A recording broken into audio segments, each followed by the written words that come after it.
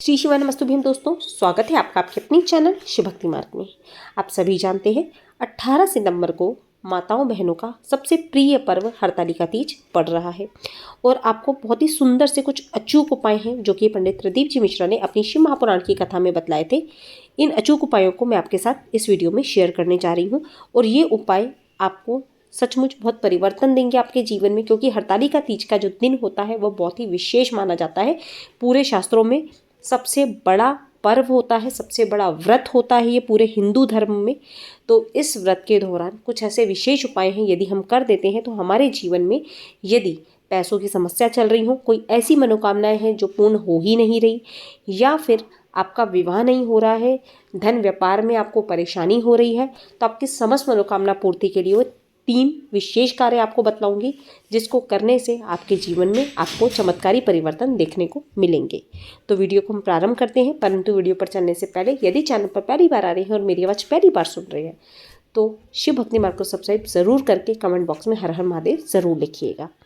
उपाय आपके लिए लाभप्रद हो तो इसे अपने अन्य प्रियजनों के साथ भी ज़रूर शेयर कर दीजिएगा। तो चलिए उपाय जान लेते हैं, हमें क्या क्या उपाय हरतालिका तीज के दिन अवश्य रूप से करने हैं।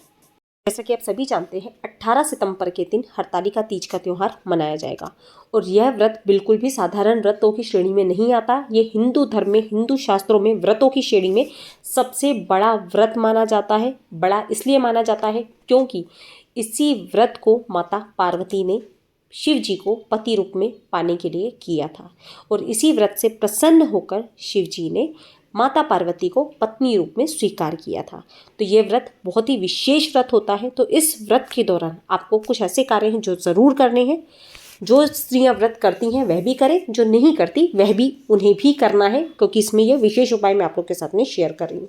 सबसे पहले तो यदि आप व्रत नहीं भी कर रहे हैं, आप प्रत्येक मंदिरों में, शिव मंदिरों में फुलेरा जरूर बंधता है जब भी हरतालिका तीज होती है, क्योंकि फुलेरा बांधने के बाद ही पूजन प्रारंभ किया जाता है।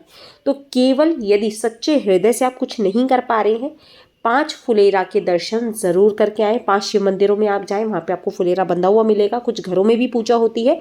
तो 5 फुलेरा के दर्शन करके सच्चे हृदय से अपनी मनोकामना कहे, महादेव उस मनोकामना को ज़रूर पूर्ण करेंगे। और साथ ही साथ यदि आप कर पाते हैं तो आपको एक कार्य विशेष रूप से करना है। जब भी आप फुलेरा के दर्शन करने जाएंगे, किसी भी वृक्ष की या तो आप 5 पत्ती तोड़ लीजिए या फिर 5 वृक्षों से, जैसे कि आप पान का पत्ता ले सकते हैं, आप केले का पत्ता ले सकते हैं, आप आंवले की पत्ती ले सकते हैं, आप बेलपत्र ले सकते हैं, आप शमी पत्र ले सकते हैं। इस तरह से 5 प्रकार के पत्ते, जो भी महिलाएं जहाँ पे फुलेरा बंधा होगा, हरतालिका की पूजा कर रही होंगी, प्रदोष काल में जाकर फुलेरा के दर्शन करते वक्त आप शिवलिंग के ऊपर 5 प्रकार की पत्तियां समर्पित कर देते हैं, तो महादेव की कृपा से आपका ऐसा कोई भी मनोकामना नहीं है जो पूर्ण ना हो। तो ये दूसरा कार्य है जो प्रत्येक माता बहनों को करना है। और माता बहनों को ही नहीं, इस कार्य को जो पुरुष हैं वह भी कर सकते हैं, वृद्धजन है वह भी कर सकते हैं, कोई भी इन उपायों को कर सकता है। इसके पश्चात जब आप फुलेरा के दर्शन करने जाएं, 5 पत्तियां यदि आपको मिल रही है तो बहुत अच्छी बात है, या फिर 5 प्रकार के फूल या फल भी शिवलिंग के ऊपर समर्पित किए जाते हैं। और यदि माताएं बहनें जो सुहागन हैं, वह 5 प्रकार की सुहाग की सामग्री भी माता को अर्पित करके आ सकती है किसी विशेष मनोकामना पूर्ति के लिए। तो ये तो छोटे छोटे से कुछ कार्य थे। अब यदि आपकी कोई बहुत बड़ी और विशेष मनोकामनाएं हैं जो आपने व्रत कर लिए तब भी पूर्ण नहीं हो रही, तब आपको क्या करना है, 11 बेलपत्र ले लीजिएगा। जहाँ पर भी आप फुलेरा दर्शन के लिए जाएंगे किसी भी एक मंदिर में, तब आपको इन 11 बेलपत्र को एक एक करके शिवलिंग के ऊपर समर्पित कर देना है। जो आखिरी का बेलपत्र होगा, यानी 10 बेलपत्र चढ़ाने के बाद जो आखिरी का 11वां बेलपत्र है, उसके ऊपर चंदन की सहायता से अपनी मनोकामना कहते हुए लिख लीजिएगा अपनी मनोकामना उस बेलपत्र पे और उसे शिवलिंग के ऊपर आप समर्पित कर दीजिएगा। क्योंकि हरतालिका तीज के दिन बालू या मिट्टी के शिवलिंग बनाकर महिलाएं उनका पूजन करती हैं। तो जिस शिवलिंग पे महिलाएं पूजन कर रही होंगी उसी पे आपको ये बेलपत्र समर्पित कर देने, यदि कोई आपकी मनोकामना बहुत समय से पूर्ण नहीं हो रही। अब इसके पश्चात यदि आपके घर में अन्न धन की कमी है, लक्ष्मी की कमी है, तब आपको क्या करना है, 5 हरे मूंग ले लीजिएगा और 1 कमलगट्टा ले लीजिएगा। इन दोनों वस्तुओं को लेकर प्रदोष में जब महिलाएं पूजन कर रही होंगी, जब आप फुलेरा के दर्शन करें, दर्शन करने के पश्चात शिवलिंग के ऊपर आपके जीवन में जो भी धन संबंधी परेशानी चल रही है वह कहते हुए माता गौरी से महादेव का स्मरण करते हुए 5 जो आप हरे मूंग लेकर गए हो, साबुत मूंग लेकर जाइएगा, उसे शिवलिंग पे समर्पित कर दें और कमलगट्टे को भी समर्पित कर दें। जब आप वापस आने लगे, एक कमलगट्टा उठा के माता पार्वती के समक्ष प्रार्थना करते हुए, शिव जी के समक्ष, जो भी आपके घर में धन की, व्यापार की, जो भी कर्ज की यदि समस्याएं हैं, मतलब ये जो कमलगट्टे का उपाय है ये धन संबंधी समस्या के लिए किया जाएगा। तो आप एक कमलगट्टा उठाकर वापस ले आए। मंदिर में रखने के बाद अगले दिन सुबह स्नान करके उस कमलगट्टे को अपनी तिजोरी में स्थापित कर दें। इसके बाद जो अन्य उपाय है, जो विवाह का उपाय है, यदि कुंवारी कन्या है वह मनचाहा वर चाहती हैं, अपने जैसा भी आपको वर चाहिए अपने मुताबिक, या फिर कुछ लोग प्रेम विवाह करना चाहते हैं, वह भी इस उपाय को कर सकते हैं। किस प्रकार से इस उपाय को करना है वो ध्यान से समझिएगा। एक लाल रंग का वस्त्र ले लीजिएगा, आप ब्लाउज पीस ले सकते हैं, आप रुमाल ले सकते हैं, आप कुछ भी ले सकते हैं, परंतु वो लाल रंग का होना चाहिए। उसके अंदर आपको 5 लाल रंग की चूड़ी रख लेनी है और एक सिंदूर की डिब्बी आती है छोटी सी 5 रुपए की, आप वो रख लीजिएगा। उसको एक पोटली की तरह से आपको बांध लेना है। आप कलावे की सहायता से पोटली बना लीजिए या आप गठान लगा के पोटली बना लीजिए, कैसे भी करके आपको पोटली बना लेना है।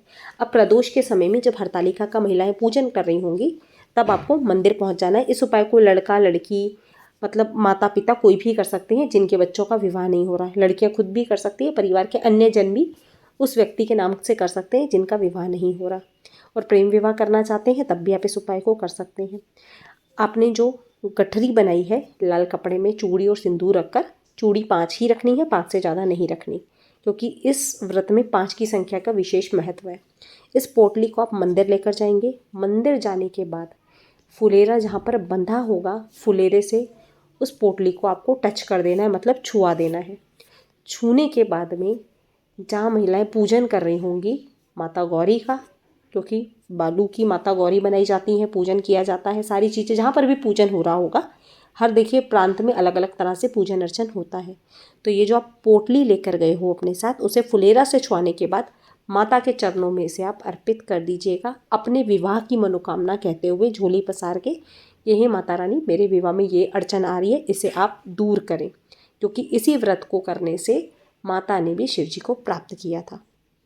तो आपकी जो भी विवाह की मनोकामनाएं हैं, माता पिता कर रहे हैं तो अपने बच्चों का नाम बोल दीजिए, आप खुद कर रहे हैं तो अपना नाम गोत्र बोल दीजिए। यदि आप प्रेम विवाह करना चाहते हैं तो अपना नाम गोत्र बोलने के बाद जिससे विवाह करना चाहते हैं उनका नाम ज़रूर कहें। तो विवाह के लिए ये उपाय सबसे सर्वोत्तम उपाय बतलाया गया है। और अब इस पोटली को आपको वहीं पर छोड़कर आ जाना है, वापस लेकर नहीं आना है। तो इस बात का आपको विशेष ध्यान रखना है। तो बहुत सरल, सुंदर और छोटे छोटे से उपाय थे जिन्हें करने मात्र से, क्योंकि हरतालिका तीज का दिन बहुत ही ज़्यादा विशेष दिन माना गया है शास्त्रों में, ये कोई अचूक दिन नहीं है। बहुत विधि विधान से महिलाएं इस पूजन अर्चन करती हैं, निर्जला उपवास करती हैं।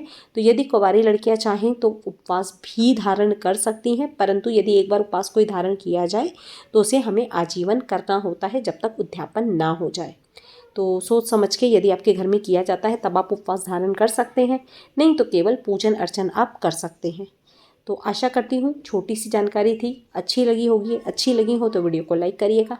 चैनल पर पहली बार आ रहे हैं और मेरी आवाज़ पहली बार सुन रहे हैं तो शिव भक्ति मार्ग को सब्सक्राइब ज़रूर करिएगा। और वीडियो थोड़ा सा भी लाभप्रद लगा हो तो इसे अपने अन्य प्रियजनों के साथ भी ज़रूर शेयर करके पुण्य कमाइएगा। मिलते हैं अपने नेक्स्ट वीडियो में, तब तक के लिए श्री शिवाय नमस्तुभ्यम। जय माता रानी दोस्तों।